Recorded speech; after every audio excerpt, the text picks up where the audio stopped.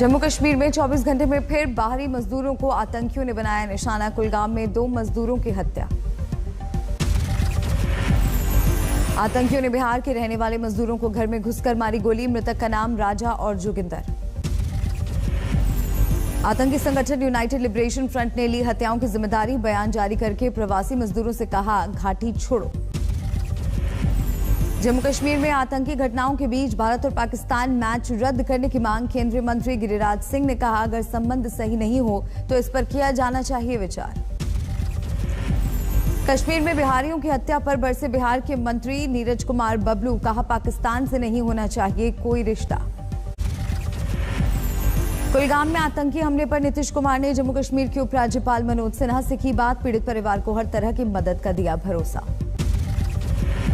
कश्मीर में बिहार के मजदूरों की हत्या पर बिहार में सियासत। तेजस्वी ने नीतीश को लिखा खुला खत। लिखा, आप रोजगार नहीं दे पाए इसीलिए हो रहा है पलायन। शनिवार को भी आतंकियों ने की थी 2 गैर स्थानीय लोगों की हत्या। एक यूपी और एक बिहार का था रहने वाला। बीते दिन हुई आम नागरिकों की हत्या पर बोले फारूक अब्दुल्ला, इसमें कश्मीरियों का हाथ नहीं। कश्मीर में अल्पसंख्यकों की हत्या के बाद गृह मंत्रालय अलर्ट। आईबी के काउंटर टेरर इंचार्ज तपन डेका फिर पहुंचे श्रीनगर। बीजेपी की आज अहम बैठक। पार्टी अध्यक्ष जेपी नड्डा की अगुवाई में राष्ट्रीय पदाधिकारियों की बैठक में किसान मुद्दे पर हो सकती है बात। आने वाले 5 राज्यों के विधानसभा चुनाव पर भी होगी बात। प्रवक्ता और संगठन से जुड़े सभी नेता होंगे शामिल। राष्ट्रीय कार्यकारिणी से पहले होने वाली है यह अहम बैठक। कोविड काल के बाद पहली बार इस स्तर पर होगा मंथन। केंद्रीय इस्पात मंत्री आरसीपी सिंह ने दरभंगा के कुशेश्वर स्थान में किया जनसंपर्क। सीट पर हो रहा है उपचुनाव। कृषि राज्य मंत्री कैलाश चौधरी ने बीएसएफ को ज्यादा अधिकार देने का किया समर्थन। पंजाब और बंगाल सरकार के विरोध को किया खारिज। असम में हाई अलर्ट घोषित। कुछ जगहों पर आतंकी हमले की चेतावनी। केंद्रीय एजेंसियों ने दी खबर। पाकिस्तान की खुफिया एजेंसी आईएसआई रच रही है असम को दहलाने की साजिश। अलर्ट में किया गया जिक्र, निशाने पर हो सकते हैं आरएसएस के नेता, सैन्य प्रतिष्ठान और भीड़ भरी जगह। घाटी में खून खराबे पर सख्त। केंद्रीय गृह मंत्रालय। राष्ट्रीय सुरक्षा को लेकर आज टॉप आईबी अफसरों की बड़ी बैठक। आईबी अफसरों की मीटिंग में कश्मीर में निर्दोष लोगों की हत्या पर रहेगा फोकस। सीमा पर आतंक पर भी होगी बात। किसानों के आंदोलन के तहत आज रेल रोको मुहिम। कई जगह रेल रोकेंगे किसान। लखीमपुर हिंसा को लेकर आंदोलित हैं किसान। गृह राज्य मंत्री अजय मिश्रा को बर्खास्त करने की उठा रहे हैं मांग। रेल रोको मुहिम को लेकर योगी सरकार सख्त। पुलिस की ओर से रासुका लगाने की चेतावनी। योगी सरकार ने बताया, रेल रोको आंदोलन में शामिल होने वालों की होगी पहचान, बाद में होगा सख्त एक्शन। लखीमपुर हिंसा मामले में आज से शुरू होगी लोगों के बयान दर्ज करने की कार्रवाई। किसानों के विरोध प्रदर्शन के आयोजकों से लेकर कई स्थानीय लोगों को पुलिस ने नोटिस देकर बुलाया। बांग्लादेश में इस्कॉन मंदिर पर हमले का विरोध। कोलकाता में बांग्लादेश हाईकमान के बाहर प्रदर्शन। मंदिर पर हमला करने वालों पर सख्त एक्शन की मांग। कैंडल मार्च भी निकाला गया। बांग्लादेश में दुर्गा पूजा पंडाल पर हमले के खिलाफ कोलकाता में प्रदर्शन। लोगों ने जाहिर किया गुस्सा। अलीगढ़ में बजरंग दल कार्यकर्ताओं ने उठाया बांग्लादेश में इस्कॉन मंदिर पर हमला और हत्या का मुद्दा। जाम के बीच किया हनुमान चालीसा पाठ।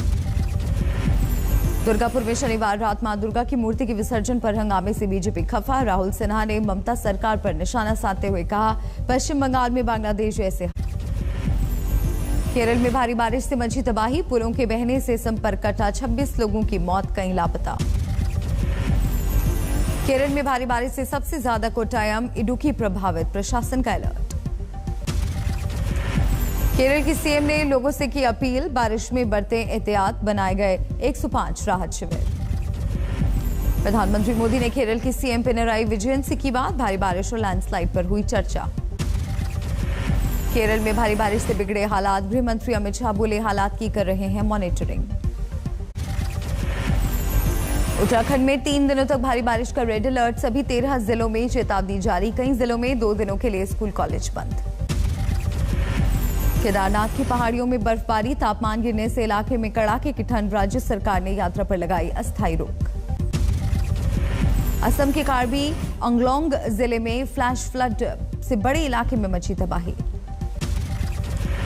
ऑरेंज अलर्ट के बीच हिमाचल प्रदेश में मौसम ने ली करवट, सोलन, चैल, कसौली, शिमला में जमकर बारिश, सोलन में दिन में छाया अंधेरा। दिल्ली में रात भर चला रिमझिम बारिश का दौर, कई इलाकों में पानी भरा।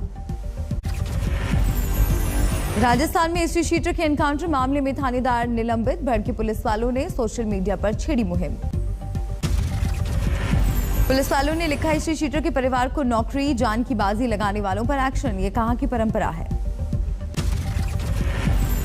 राजस्थान में परीक्षाओं में नकल पर सख्ती, अध्यादेश लेकर आएगी गहलोत सरकार। चीटिंग पेपर लीक जैसे मामलों में होगी 7 साल तक की सजा, गैर जमानती बनेगा अपराध। मुंगेर में तेजस्वी यादव की चुनावी सभा, लचर चिकित्सा व्यवस्था को लेकर उठाए नीतीश सरकार पर सवाल। प्रयागराज में बसपा ने आयोजित किया सम्मेलन, बोले बसपा के राज्यसभा सांसद अशोक सिद्धार्थ अकेले लड़ेंगे विधानसभा चुनाव। पटना में आरजेडी के नेता सलीम परवेज जेडीयू में शामिल, ललन सिंह ने जेडीयू में कराया शामिल। पंजाब की सीएम चन्नी ने की नवजोत सिंह सिद्धू से मुलाकात, विवाद के मुद्दे सुलझाने की कोशिश। बस्तर में निपटा मशहूर दशहरा महोत्सव, आखिरी दिन सीएम भूपेश बघेल ने की शिरकत। मुरादाबाद में नशे के कारोबार में पार्षद समेत 6 गिरफ्तार, स्मैक और नकदी बरामद। यूपी में 4.5 साल में एक भी दंगा नहीं होने का सीएम योगी ने किया दावा, कहा अब फसाद किया तो 7 पीढ़ियां भरेंगी मुआवजा। अगर दंगा करोगे तो अगली 7 पीढ़ी का पट्टा लिख करके जाना, जो भरपाई करती रहेगी। योगी ने विपक्ष पर साधा निशाना, बोले त्योहारों पर जानबूझकर किए गए हमले। अखिलेश यादव ने सीएम योगी पर किया पलटवार, बोले यूपी को योगी नहीं योग्य सरकार चाहिए। मुख्यमंत्री होकर के किसी को झूठ नहीं बोलना चाहिए और उत्तर प्रदेश को योग्य सरकार चाहिए, योगी सरकार नहीं चाहिए। अखिलेश यादव ने योगी सरकार पर साधा निशाना, कहा इस सरकार को सिर्फ नाम, रंग और नेम प्लेट आता है बदलवाना। अखिलेश यादव ने विधानसभा चुनाव में 300 सीटों पर जीत का बताया फॉर्मूला, कहा यूपी के विकास के लिए बीजेपी को हटाना जरूरी। समाजवादी पार्टी के बागी विधायक नितिन अग्रवाल को डिप्टी स्पीकर बनवाएंगे सीएम योगी, विधानसभा का विशेष सत्र कल। राजस्थान में गहलोत सरकार के खिलाफ 28 अक्टूबर को बीजेपी का प्रदर्शन, भ्रष्टाचार, बेरोजगारी समेत किसानों के मुद्दे पर राज्य सरकार को घेरने का प्लान।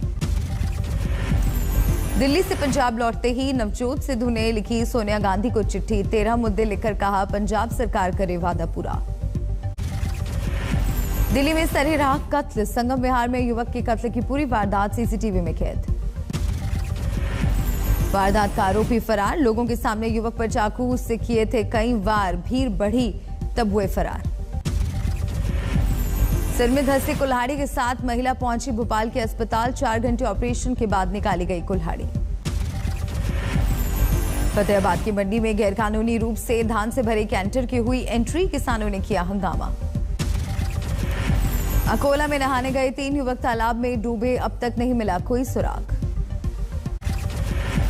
कानपुर में मर्डर करके भाग रहे हत्यारों की गाड़ी पलटी, ठीक इसी जगह पर पलटी थी विकास दुबे की गाड़ी। प्रयागराज में परीक्षाओं में नकल कराने वाले 2 लोग गिरफ्तार, प्रिंसिपल ने अपनी बेटी को ही व्हाट्सएप के जरिए लीक किया था पेपर। वाराणसी में 2 महिलाओं को मारी गोली, एक की हालत गंभीर, गोलीबारी के पीछे दुकान को लेकर पुरानी रंजिश। दिल्ली में लोन लेकर फर्जीवाड़ा करने वाले 3 लोग गिरफ्तार, येस बैंक से लोन लेकर हड़पे थे 300 करोड़। ओडिशा के मलकानगिरी में आईपीएल पर सट्टे का खुलासा, 18 लाख बरामद। बिहार की 2 सीटों पर उपचुनाव को लेकर एनडीए ने ठोंकी ताल, बीजेपी के मंत्री नीरज कुमार बबलू ने कहा पीएम के काम पर जीतेंगे उपचुनाव। प्रधानमंत्री जी का जो पूरे देश में काम है, राज्य में काम है, उस नाम पे मुझे लगता है कि काफ़ी बड़ी तादाद में वहाँ वोटर आगे आए हुए हैं और बड़ी जीत होगी वहाँ पर।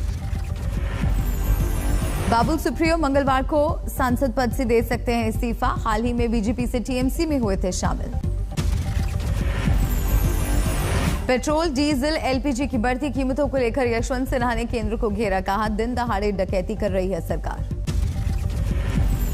पेट्रोल और डीजल की बढ़ती कीमतें इनके बीच कर्नाटक के सीएम बोले, टैक्स घटाने पर करेंगे विचार।